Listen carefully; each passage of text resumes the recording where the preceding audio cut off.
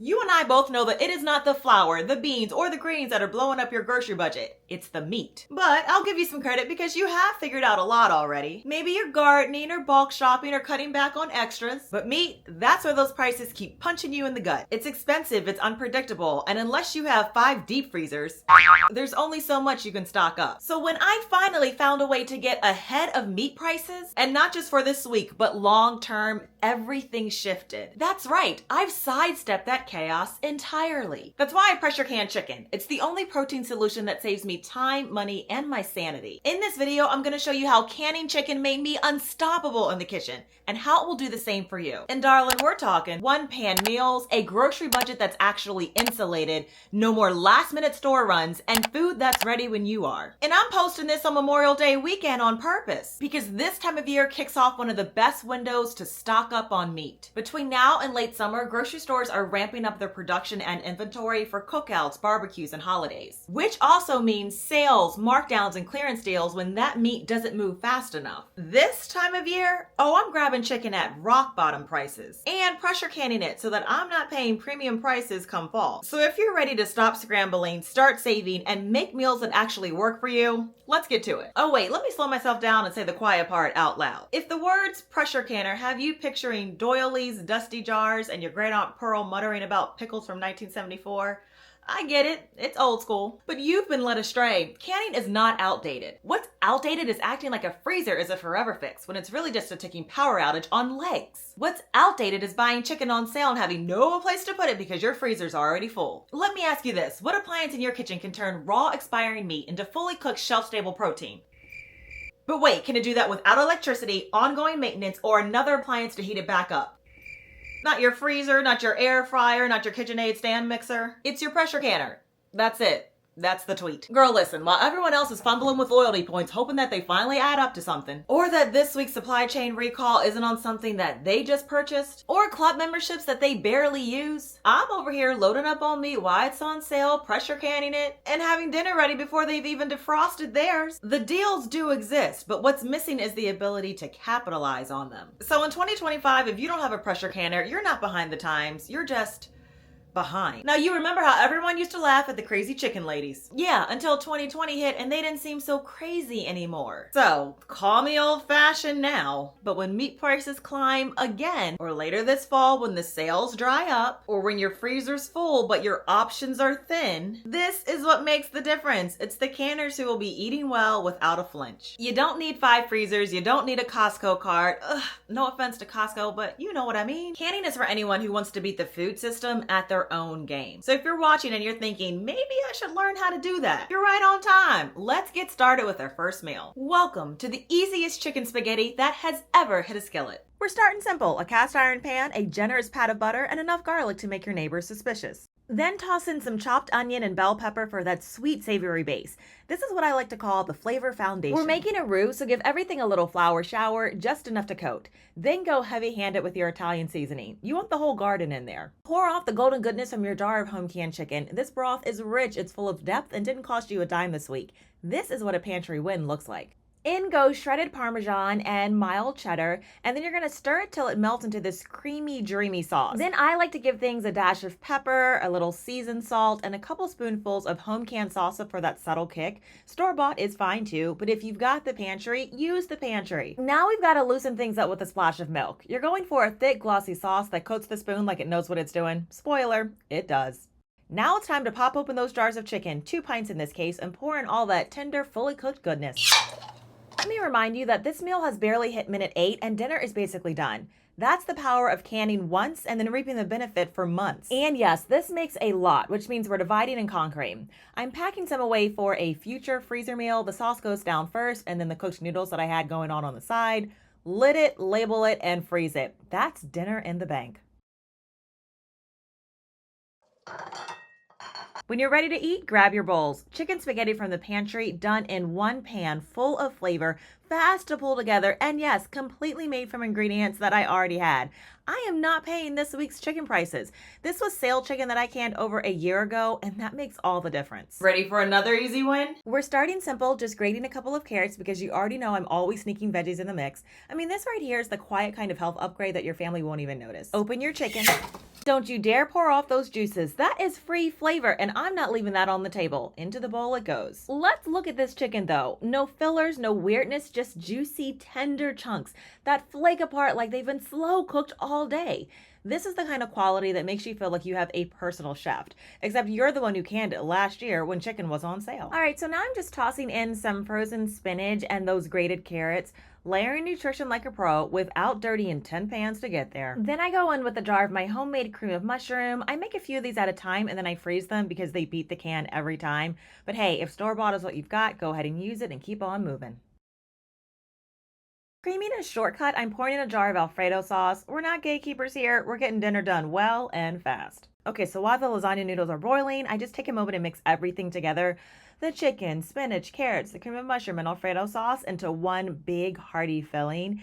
Now this is the kind of mix that makes you feel like you really did something, even though all you did was open some jars, dump, and stir. But that's the beauty of cooking from a well-stocked pantry. The work's already done, you just bring it all together. So at this point, I'm probably at minute 12 in the kitchen. The longest part was actually waiting for the noodles to boil. Now we're gonna go ahead and just layer everything in our dish, a layer of the noodles and then of our delicious filling, topped with some cheese, more noodles, you get the point. Do you want to know what makes dinner way less stressful? It's knowing that I have chicken that's ready to go.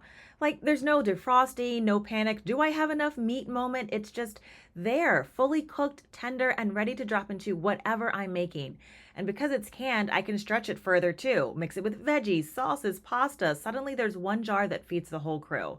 Having canned chicken in my pantry has made meals so much more approachable. I'm not starting from scratch every night, I'm starting from ready, and that changes everything. Since you've just watched me put this together, I don't think I have to tell you how good this came out. Before I started canning, putting together a weekday lasagna would have felt like a stretch. Now, it's just what I do. And it ain't because I have boundless energy after work, but because I've been able to make my own canned meat convenience, which means I can get in and out of the kitchen. If this is our first time meeting, hi, I'm Cassandra from the blog becomingafarmgirl.com, and I'm here to help you cook with what's in season, on sale, and better yet, already on your shelf. The Coordinating Canned Chicken Cookbook showing you 50 ways to use canned chicken in your kitchen is linked below, as well as the waitlist for this summer's canning workshops. Now, if you've never canned before, but you're watching this and you're thinking, oh, I really want to, I'm just a little intimidated, I am planning to host a live Zoom class sometime this summer just for beginners. Now, I intentionally want it to be small and super hands-on so that I'm giving you real-time feedback, and specifically for people who have never canned anything ever. And that way there's no pressure, no judgment, just real guidance. So if that sounds like something you might be interested in, I will drop an interest link. And just to be clear, this is gonna cover water bath and pressure canning. Now, when some hear pressure canning, they think that it must be dangerous or complicated. But here's the truth, it's one of the easiest things that I do in my kitchen. So for example, right here, I'm just cutting up some chicken breasts,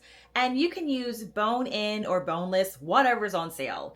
And I'm dropping them straight into clean jars. I don't add broth, water, salt, spices, nothing. The chicken will make its own broth as it processes. Then I pop on the lids, place the jars in the pressure canner, and set it to run for 90 minutes. And that's it. That's the whole thing. You just let the jars cool, and as this is happening, your entire house smells like homemade chicken noodle soup. I'm gonna quickly touch on safety because that's another thing that scares people off. So pressure canning uses a combination of high heat and pressure to kill off the bacteria that water bath canning can't reach, including the kind that causes botulism, which is why we process low acid foods like chicken in this way. And if anything does spoil, you'll know. Your lid won't be sealed. You'll smell it right away. The contents won't look or smell fresh. It is no different than knowing when something's off in your fridge. Let's roll into another easy canned chicken recipe you just might try tonight. Nacho pie is an appetizer that we love around here, and you just take a cast iron skillet and you coat the bottom with salsa.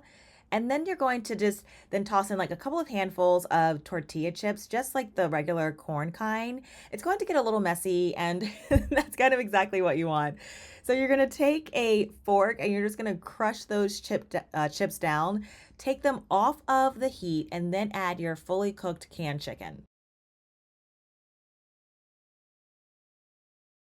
Layer with your favorite cheese blend. I think this is a taco cheese blend mix. And then you're just gonna pop it in the oven for about 10 or 15 minutes until your cheese starts to melt. This is one of my go-to appetizers because it's just smart. There's no juggling 6 little bowls of, your sour cream and your salsa and all that stuff. The salsa's already in there, the chicken's already hot, the chips are soaking up the flavor instead of going stale on the side. It's everything you want. It's melted, it's messy, it's totally delicious, and it took just minutes.